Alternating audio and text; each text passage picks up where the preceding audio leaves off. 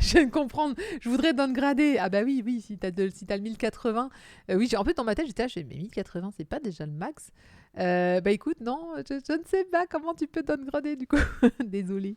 Ouais, normalement, c'est possible de downgrade. C'est chelou. Bon, on va parler. C'est marrant parce que la semaine dernière, je vous ai dit, oh regardez, ça a l'air bien. J'avais pas vu que c'était chez Pika. Donc du coup, j'ai reçu, comme je l'ai montré, j'ai reçu le service presse. Merci Pika, de Shimazaki in the Land of Peace. Et je vous propose, avant de commencer la chronique, ils ont fait un teaser. Et ben, je vous propose de regarder le teaser. Désolé pour les gens qui saccadent. Visiblement, Twitch est sympa avec moi. Il n'a mis que la qualité maximum. Incroyable. On regarde le teaser et on fait la chronique juste après.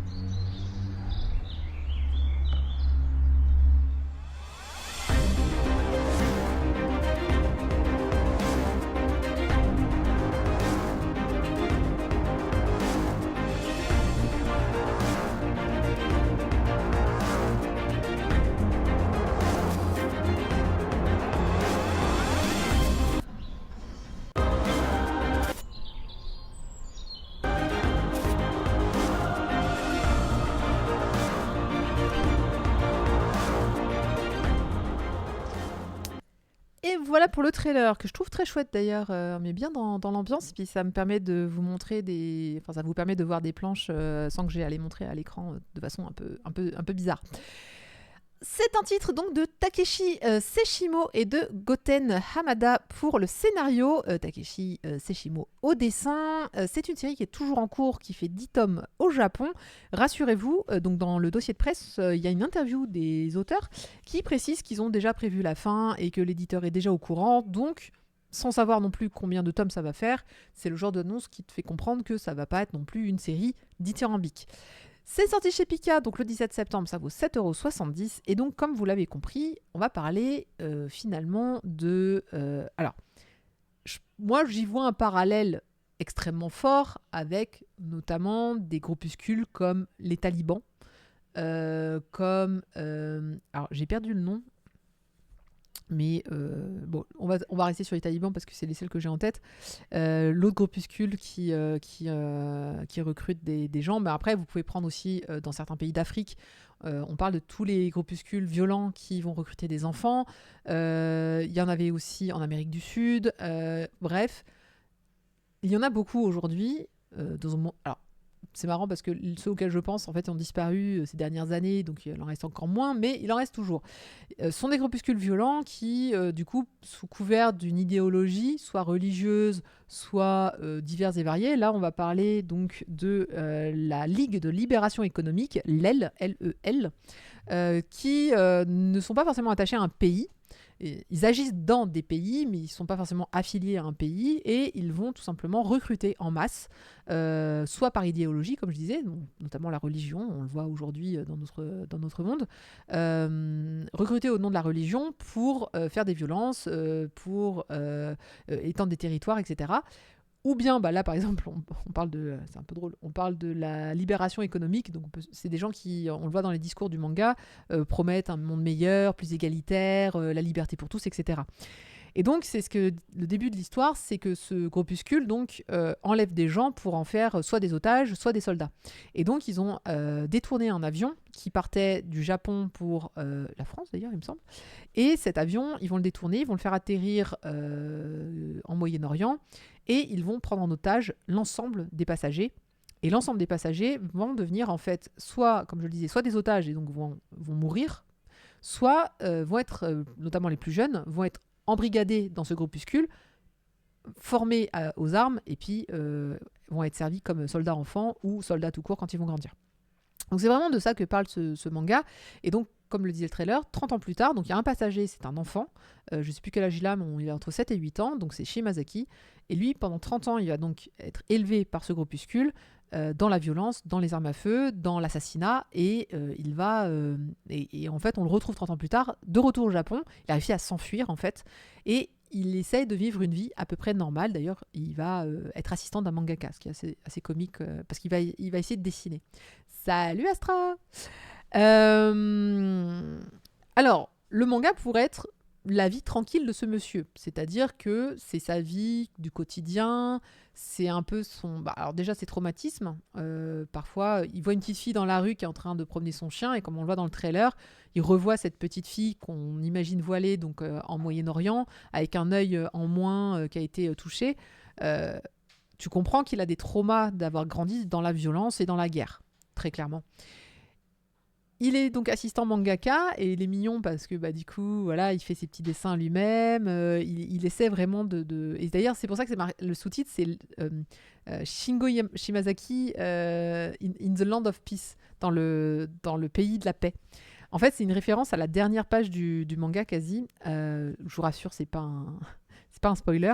C'est qu'en fait, il prend des photos. Le mangaka qui le suit, il lui dit tiens, on va faire du repérage, on va faire des photos. Et dans les photos qu'il prend, il dit tiens, j'ai fait un portfolio avec toutes les photos que tu as prises. Et il dit si tu devais donner un nom à ce portfolio, ça serait quoi? Et il a cette tête adorable, alors que tu le vois très sérieux pendant tout le manga. Et il dit si je devais donner un nom à mon portfolio de photos, ça serait le pays de le pays de la paix, quelque chose dans ce genre. Pour lui, le Japon, dans lequel il n'a jamais vécu, puisqu'il a été enlevé très jeune, et il a grandi ensuite en Moyen-Orient essentiellement. Alors, Moyen-Orient, Afrique, Europe. Et il connaît très peu de choses du Japon au final. On le voit dans son quotidien, il ne sait pas très bien lire. Donc quand il a le menu, il demande à ce qu'on lui lise le menu parce qu'il ne sait pas très bien lire le menu. Il n'a pas les codes du Japon. Il y a plein de choses qui lui sont un peu étrangers, mais pourtant c'est son pays. Et donc, du coup... c'est ça, pour lui, le Japon représente le pays de la paix parce qu'il n'y a pas de guerre, en fait, contrairement à Moyen-Orient, Afrique et certains pays d'Europe. Donc, grosse émotion, mais voilà, comme je le disais, on ne va pas suivre son quotidien.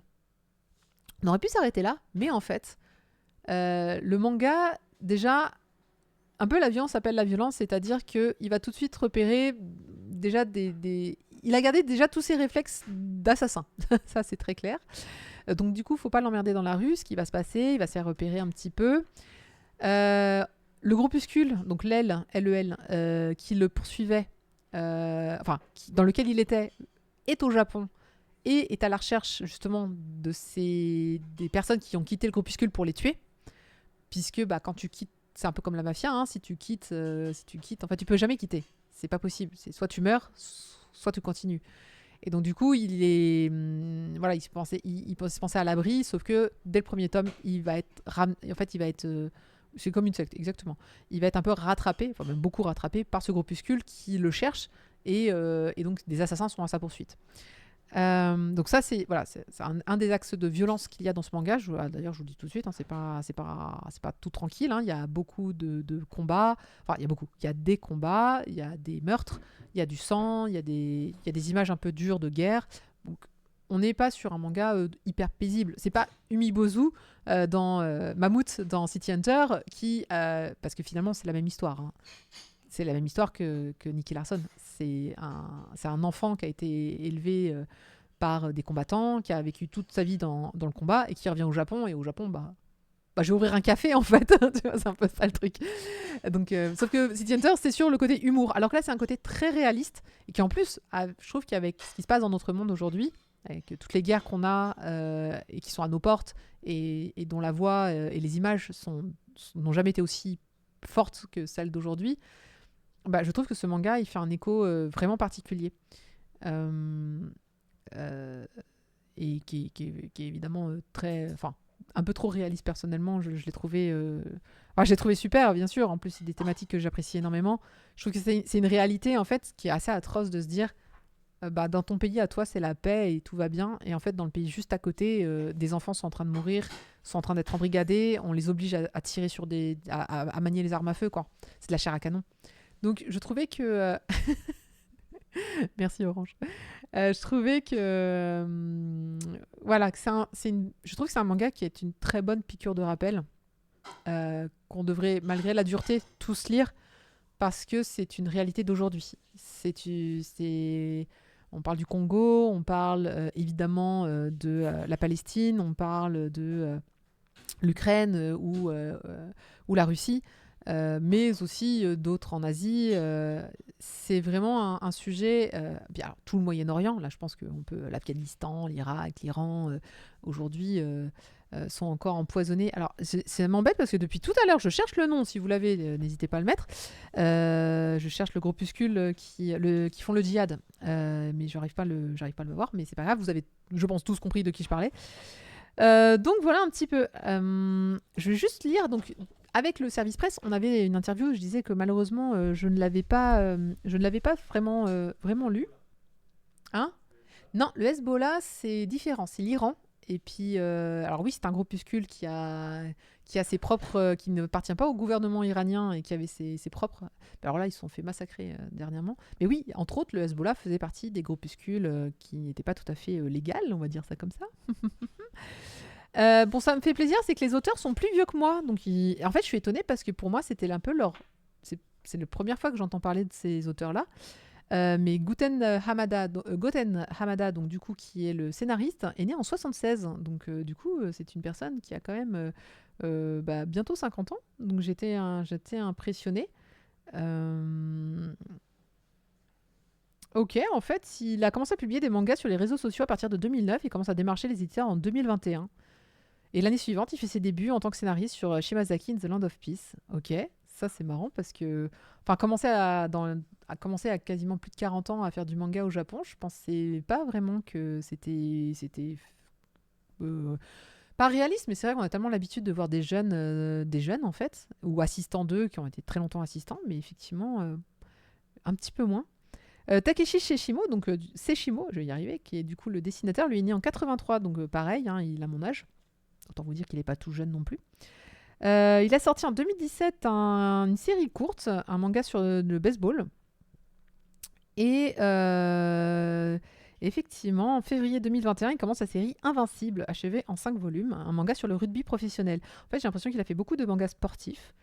Et il fait, depuis 2022, du coup, il fait ce manga-là. Donc, très étonnant aussi. C'est vraiment un duo assez improbable que j'ai pas trop regardé. Et en fait, voilà, le truc des enfants soldats, il faut savoir que, en gros, on pense que l'UNICEF, entre 2005 et 2022, on a recensé plus de 105 000 enfants soldats, non pas juste 105. Donc, du coup, c'est là où c'est là d'où t'es tiré l'histoire, c'est des enfants soldats et de comment on les a exploités, et comment malheureusement ils deviennent des armes et quelle est leur utilité, parce que vous pourriez vous demander mais pourquoi on recrute des enfants, c'est pas très efficace, c'est de la chair à canon. C'est au mieux tu leur mets des bombes et tu les fais exploser, et puis au mieux tu leur donnes un fusil et tu les envoies en première ligne. C'est remplaçable. Depuis qu'elle fait des sports. Au niveau du dessin, alors je sais pas si vous avez bien vu dans le trailer, mais le dessin, enfin de toute façon très honnêtement, je l'ai dévoré. La narration, le dessin, les personnages, c'est impeccable. Il n'y a aucun défaut. Les actions sont super. La connaissance des armes à feu est excellente. Il y a peu de défauts. Les personnages, il y en a beaucoup. Ils ont tous, je trouve, un physique très particulier. Enfin, ils sont pas standards. Je peux pas dire que ce soit des beaux personnages. D'ailleurs, aucun d'entre eux, ni les femmes, ni les hommes, ni quoi que ce soit. Enfin, je veux dire, c'est pas un truc où on s'est dit tiens, on va faire des personnages super beaux, super jeunes. D'ailleurs, le héros doit avoir bientôt la quarantaine. Là encore, on est très très loin du truc. Il y a quand même, donc je disais, des scènes d'enfants soldats qui sont quand même un peu difficiles à lire. Mais là encore, le dessin, ce qui s'y passe, enfin, j'ai vraiment dévoré le truc à fond. Il y a un autre machin qui est pas mal aussi, c'est le côté racisme ou nationalisme du Japon, puisque du coup, le héros, il parle plusieurs langues, notamment, et il n'a pas la culture japonaise, comme je disais, malgré qu'il est japonais, de faciès en tout cas, et de nationalité. Mais à un moment, donc il va être recruté dans un café, Umibozo, bonjour, et le patron va lui demander de faire un café, donc du coup, il va faire un café turc, et il dit, bah moi, j'ai toujours connu le café comme ça. C'est le café que j'ai toujours bu.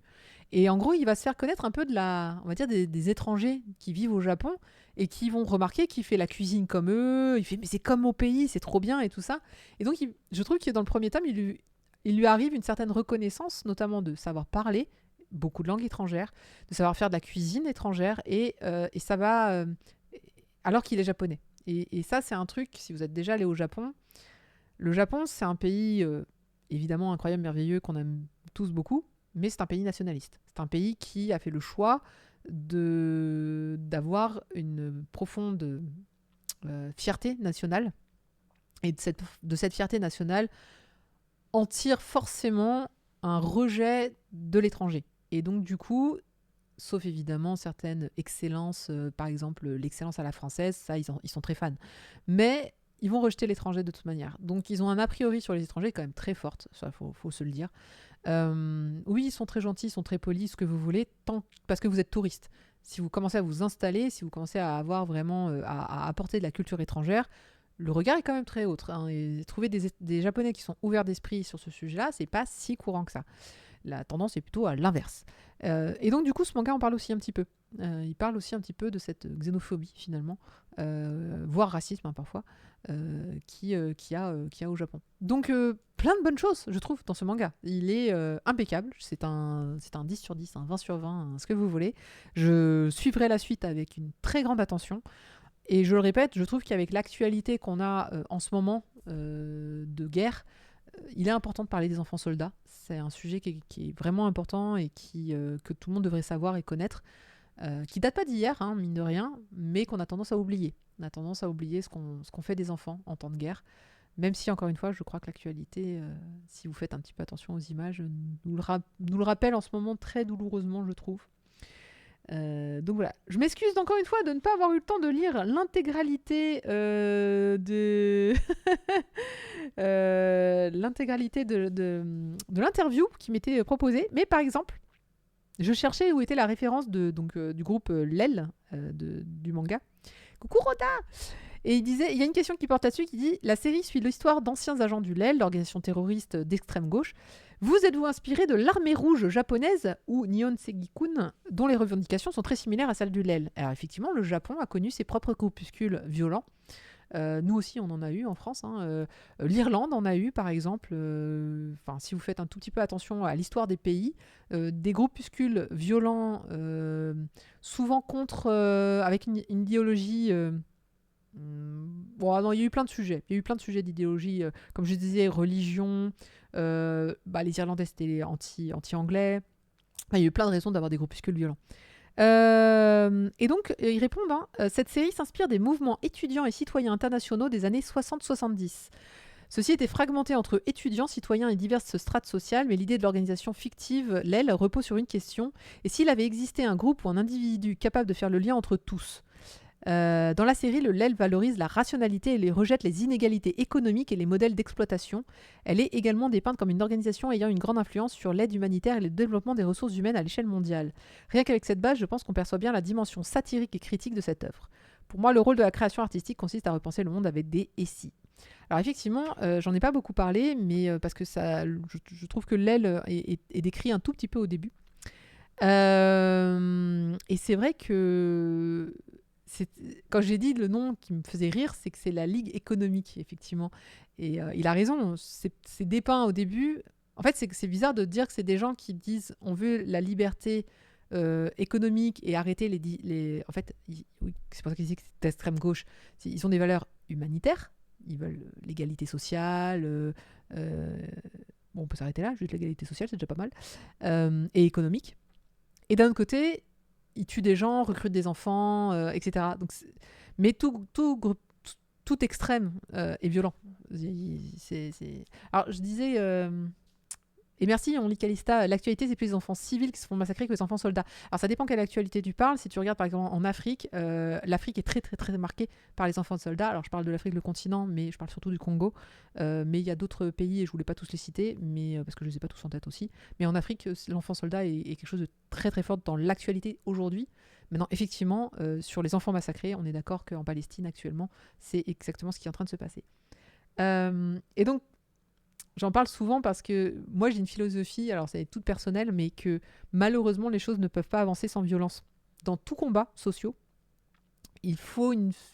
C'est parce qu'il y a des groupuscules extrêmes et violents qu'on arrive à faire avancer des idées molles et moyennes des combats sociaux, notamment des combats sociaux, pas que, mais essentiellement les combats sociaux. Par exemple, pour avoir le droit de vote, des femmes ont posé des bombes. Et on peut se poser la question, est-ce que ça méritait vraiment de poser des bombes? Bah ouais, mais si elle l'avait pas fait, on n'aurait pas le droit de vote. Et pourtant, le droit de vote n'est qu'un petit droit, entre guillemets. On ne demandait pas non plus un truc incroyable, mais il a fallu la violence d'un groupe pour que une idée simple soit acceptée. Et donc malheureusement, j'ai peur que dans tous les combats sociaux, il y ait besoin d'une forme de violence pour que les mots soient entendus quelque part. Donc, vous en faites ce que vous voulez, mais c'est mon avis. Mais vous remarquerez que dans tous les mouvements sociaux, il y a toujours un groupuscule qui est beaucoup plus violent que les autres. Martin Luther King était peut-être très soft, mais les Panthères Noires étaient très violentes. Donc dans le combat des droits, notamment pour les personnes noires, il y a eu des groupuscules extrêmes et violents qui ont eu des actions coup de poing. Voilà, on a fait tomber l'ancien régime par la violence. Mais juste, enfin voilà. Après, tout le monde condamnera toujours la violence, et c'est bien normal. On ne peut pas accepter la violence, mais j'ai peur que les choses n'avancent que par la violence dans notre monde. En tout cas, salut Saïma. Je suis en amour devant ce manga. Vraiment, il traite des choses qui moi m'intéressent énormément. Il traite de choses qui sont très d'actualité. Il traite j'ai hâte de voir la suite parce que je trouve le scénario pour l'instant très très très bien écrit. Et vraiment, la dynamique du manga est se lit d'une traite. Et ça m'était pas arrivé depuis quelques temps. Je lis beaucoup de mangas, vous le savez. C'est pas souvent que je vous dis que je dévore le truc. Et là, je l'ai littéralement dévoré. Roda qui dit oui, l'extrême droite l'a bien compris, les idées les plus racistes deviennent de plus en plus acceptées parce qu'elles mettent en avant de nouvelles encore plus violentes. Oui. Des groupuscules avaient les mêmes idées que Gandhi sans avoir les mêmes modes d'action. Oui, c'est vrai que mais même aujourd'hui encore, il y a des actions très violentes faites par des bouddhistes, étonnamment, alors que c'est un mouvement qui prône la non-violence, par exemple.